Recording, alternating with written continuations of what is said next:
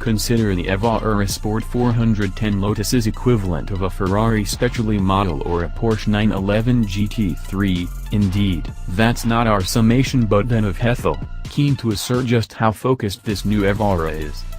To that end, the power gain, a modest 10 bhp over the Evora 400, is not the main talking point, the attention instead focusing on mass reduction and chassis setup.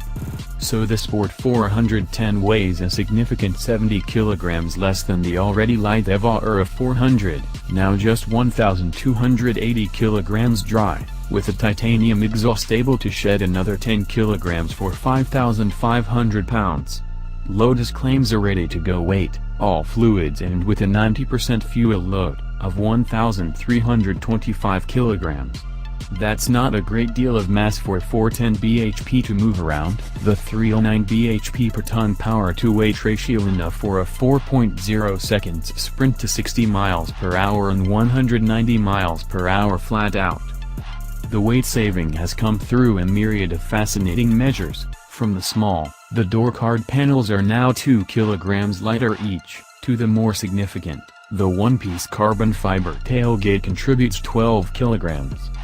In addition to the reduced mass, this car also benefits from a 5 mm drop in ride height, stiffer dampers, increased downforce and standard Michelin Pilot Sport Cup 2 tires. Lotus claims a significant 3-second advantage over the standard Evora 400 around its Hethel test track.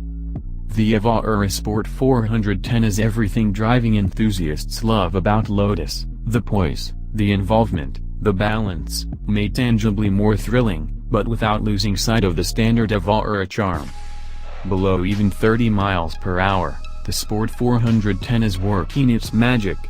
The steering has fluidity and feedback to shame every electric system out there, while the new seats, which save 9 kg each, grab in all the right places and pedal weights are spot on. Immediately the Evora inspires confidence. It only improves with speed. The Evora's extraordinary ability to flow with a British B-road still a standout dynamic quality. The more aggressive setup certainly makes the ride busier, but the Sport 410 can still shrug off the very worst bumps in a way many rivals would struggle with. It is always completely unflustered, leaving you to concentrate on enjoying the experience. The brakes want for nothing in either feel or performance. The manual gearbox is surprisingly slick and the engine is strong. Really strong, in fact, certainly keen enough to make good on those acceleration claims and sound superb in the process. With a supercharger instead of a turbo, throttle response is eager, made more so in sport or race mode, and with a flat torque curve from 3,500 revolutions per minute to almost the limiter, it will pull hard in any gear. On a circuit, the Sport 410 package comes together even better than on the road. Those suspension tweaks, combined with the super sticky tires and a limited slip diff, give it exceptional composure.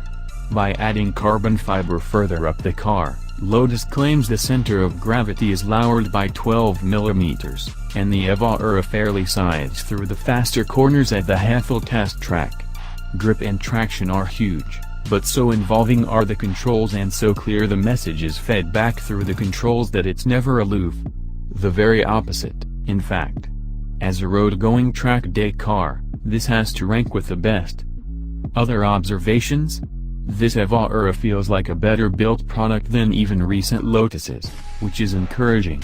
It's the little details, such as the quality of the materials and the stitching, that stand out.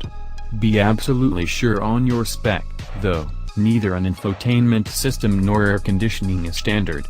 They are no-cost options, though, adding 4.3 kg and 8.5 kg respectively.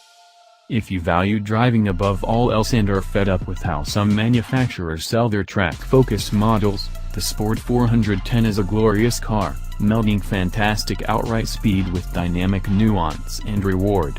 In a world that seems to prioritize multitudinous modes rather than a proper setup, driving a car this entertaining with hydraulic power steering, passive dampers and conventional springs isn't far off a revelation. Sure, something like a Porsche 911 will prove a more amenable everyday car, but the Lotus is far from intolerable, even if the seats began to prove uncomfortable for this taller-than-average driver after a while. And while some may cringe at the prospect of an £80,000 Lotus, it not only comfortably stands comparison with rivals at this price but will also require no options where many others will. The Sport 410 is not the car to convince those unsure of Lotus's methods. Some people will just buy a 911 regardless. Instead, this very special Evora shows off Lotus at its absolute best, and, for those to whom that matters, that's extremely good news indeed.